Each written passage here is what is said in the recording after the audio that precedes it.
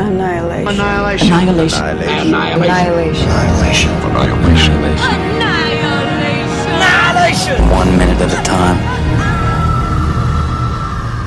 Standing on flagstones of the sidewalk at the entrance to Hades, Orpheus hunched in a gust of wind that tore at his coat, rolled past in waves of fog, tossed the leaves of the trees, the headlights of cars, flared and dimmed in each succeeding wave. He stopped at the glass-paneled doors, uncertain whether he was strong enough for that ultimate trial. He remembered her words, "You are a good man." He did not quite believe it. Lyric poets usually have, as he knew, cold hearts. It is like a medical condition. Perfection in art is given in exchange for such an affliction. Only her love warmed him, humanized him. When he was with her, he thought differently about himself. He could not fail her now, when she was dead. He pushed open the door and found himself walking in a labyrinth. Corridors, elevators. The livid light was not light but the dark of the earth. Electronic dogs passed him noiselessly. He descended many floors, 100, 300, down. He was cold, aware that he was nowhere, under thousands of frozen centuries, on an ashy trace where generations had moldered, in a kingdom that seemed to have no bottom and no end. Thronging shadows surrounded him. He recognized some of the faces. He felt the rhythm of his blood. He felt strongly his life with its guilt, and he was afraid to meet those to whom he had done harm, but they had lost the ability to remember, and gave him only a glance, indifferent to all that. For his defense he had a 9-stringed lyre. He carried in it the music of the earth against the abyss that buries all of sound in silence. He submitted to the music, yielded to the dictation of a song, listening with rapt attention, became, like his lyre, its instrument. Thus he arrived at the palace of the rulers of that land. Persephone, in her garden of withered pears and apple trees, black with naked branches and varicose twigs, listened from the funereal amethyst of her throne. He sang the brightness of mornings and green rivers. He sang of smoking water in the rose-colored daybreaks, of colors, cinnabar, carmine, burnt sienna, blue, of the delight of swimming in the sea under marble cliffs, of feasting on a terrace above the tumult of a fishing port, of tastes of wine, olive oil, almonds, mustard, salt, of the flight of the swallow, the falcon, of a dignified flock of pelicans above the bay, of the scent of an armful of lilacs in summer rain, of his having composed his words always against death, and of having made no rhyme in praise of nothingness. "I don't know," said the goddess, "whether you loved her or not, yet you have come here to rescue her. She will be returned to you, but there are conditions. You are not permitted to speak to her, or on the journey back to turn your head, even once, to assure yourself that she is behind you."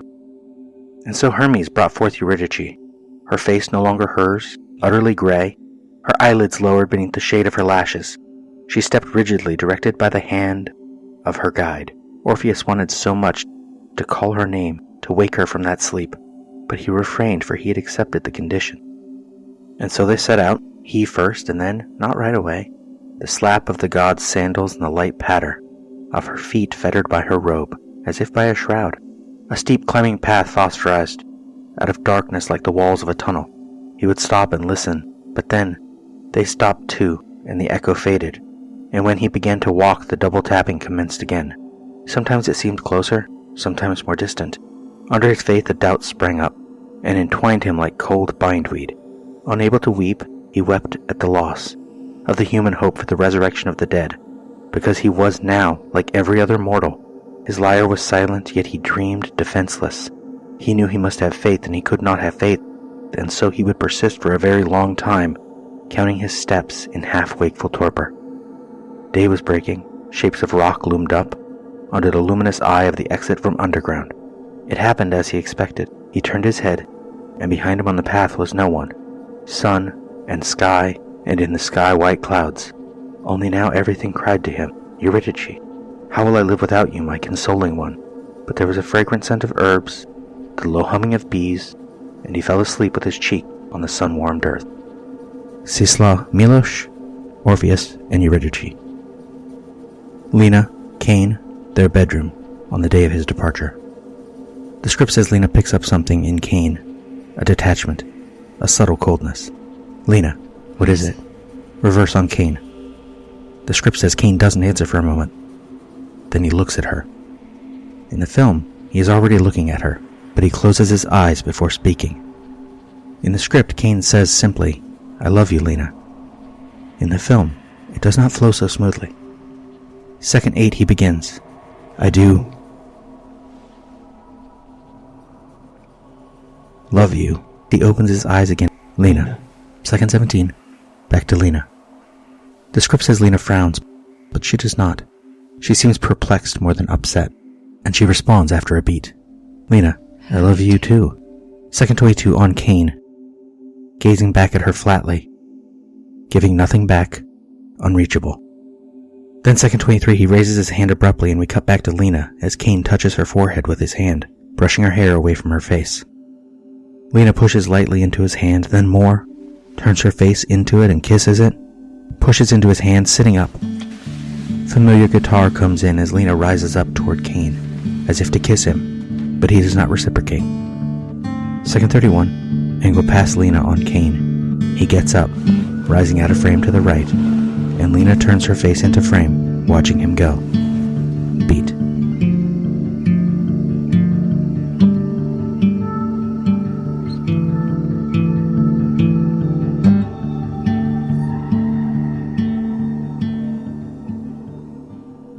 And now returning, he had escaped all dangers, and his restored Eurydice was coming to the upper air following behind. For Proserpina had given those conditions. When a sudden madness seized the unwary lover, pardonable, however, did the mains know how to pardon? He stopped, and now, even at the confines of light, thoughtless, alas, and deprived of understanding, he looked back at his Eurydice. There all his labor vanished, and the conditions of the cruel tyrant were broken, and a groan was thrice heard in the Avernian lake. Then she, who is it, O Orpheus, that has destroyed miserable me, and thee also? Whose great madness was this? Lo, again the cruel fates call me back, and sleep seals up my swimming eyes. And now adieu. I am carried away, encompassed with thick darkness, and stretching out my hands to you in vain, alas, being no longer yours. She said, and fled suddenly from his sight a different way, like smoke mixing with thin air. Nor did she see him catching in vain at the shadows, and desiring to say a great deal more. Nor did the ferryman of hell suffer him again to pass over the withstanding lake. What should he do? Whither should he betake himself, having twice lost his wife? With what complaint should he move the mains with that song, the deities? She already sat shivering in the Stygian boat. It is said that he lamented 7 whole continued months under a lofty oak, by the waters of deserted Stremon, and that he sung his misfortunes under the cold caves, appeasing tigers and leading oaks with his song. Virgil, the Georgics.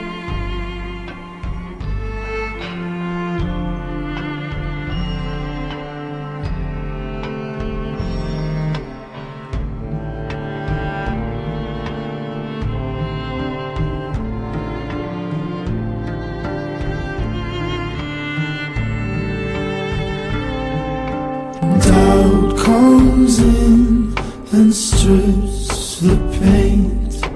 Doubt comes in and turns the wine. Doubt comes in and leaves a trace of vinegar and turpentine. Where are you? Where are you? Doubt comes in and kills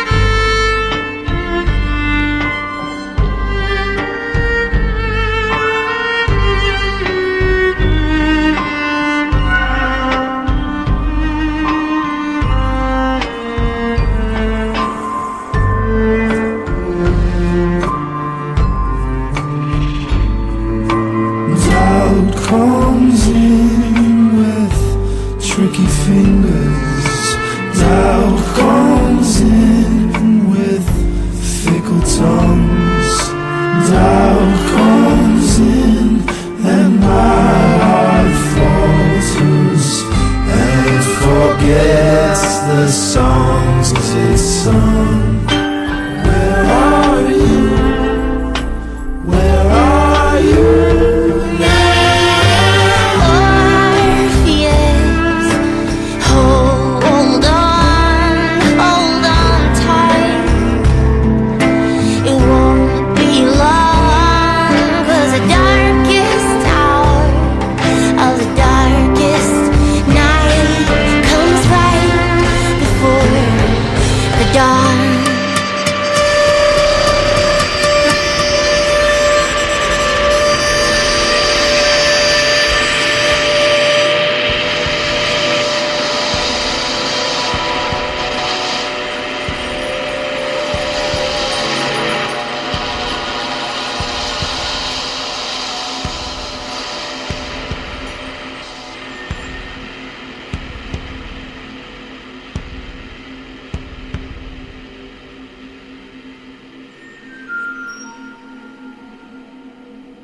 In the script we cut to interior abandoned base/rec room night.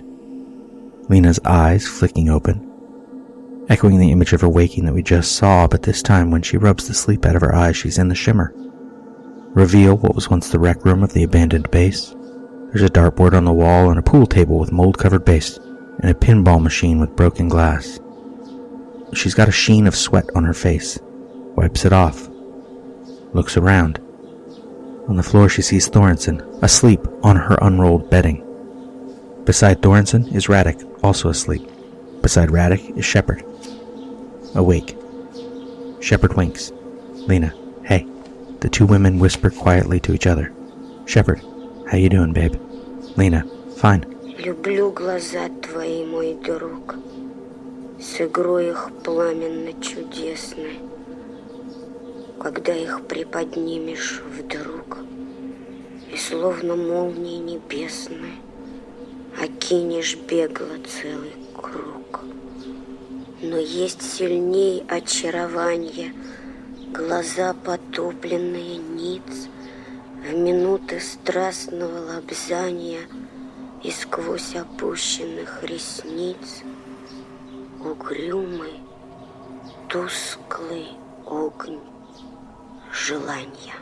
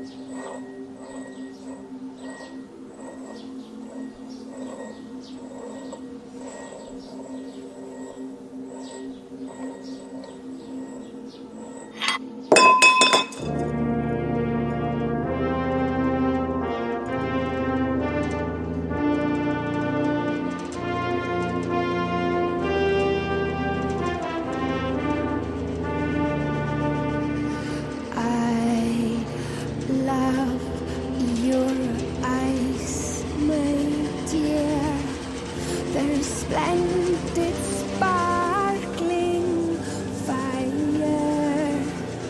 When suddenly you raise them so to cast a swift embracing glance, Like lightning flashing in the sky, but there's a charm that is greater still. when my love's eyes are lowered when all is fire by passion's kiss. And through the down cast lashes, I see the dull flame of desire. And through the downcast lashes, I see the dull flame of desire.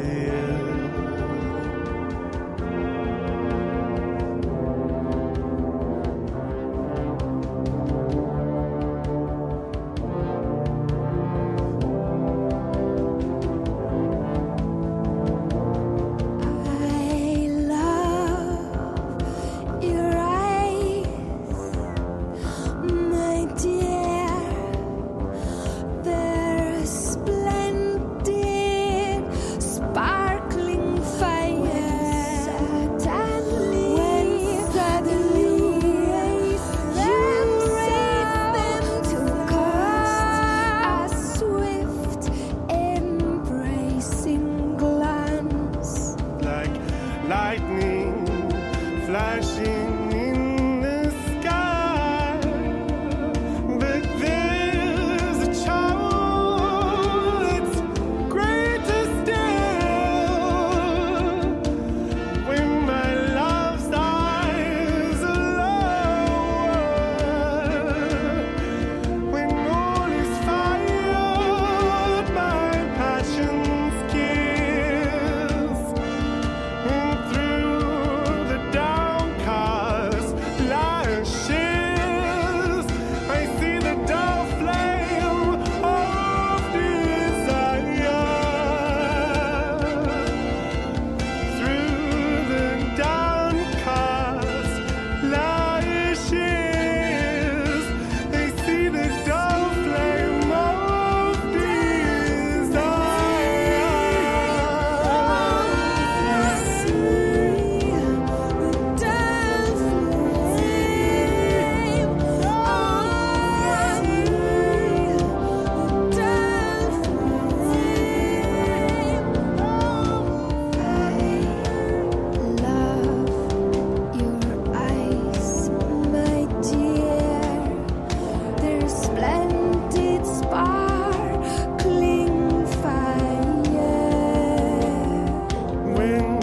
suddenly you raise them so to cast a swift embracing glance. Like lightning flashing in the sky, but there's a charm that is greater still. When my love's eyes are lowered, when all is fired by passion's kiss. Through the downcast lashes, I see the dull flame of desire. Through the downcast lashes, I see the dull flame of desire. And through the downcast lashes, I see the dull flame of desire.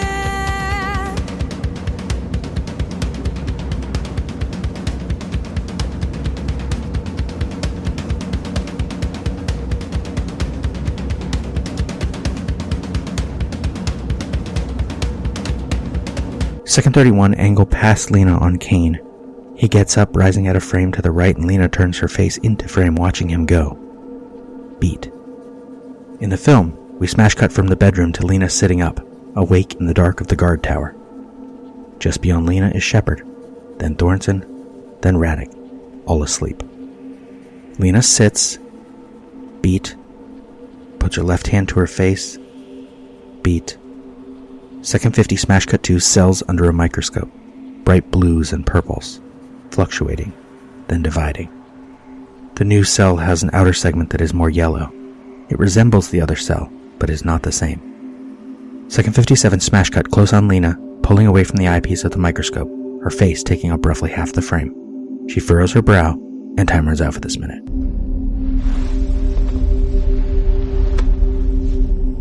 We spoke. What was it we said? Wordlessly watching, he waits by the window and wonders at the empty place inside.